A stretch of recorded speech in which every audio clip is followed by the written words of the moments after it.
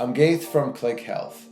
I guide and assist our clients in the areas of privacy and security. Data and the technology that enables us to collect it and process it are key to making informed business decisions. How we manage this data to comply with regulations while also meeting consumer expectations continues to be important.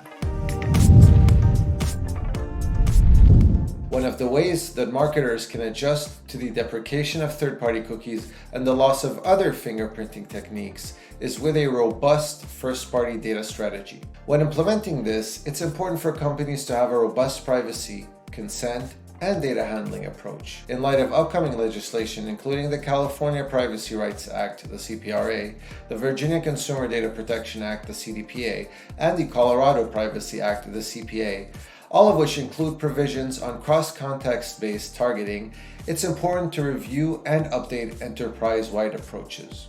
3 key areas to focus on include reviewing and updating consent language, creating a data map and keeping it evergreen, and assessing contractual obligations of service providers for data processing. A comprehensive data map is key to creating an effective roadmap. Once it's created, it provides enterprises with clarity on what data is being collected, what are the sources of that data, where it's stored and for what duration, why it's being collected, who it's being shared with, and how it's being stored, processed, and accessed.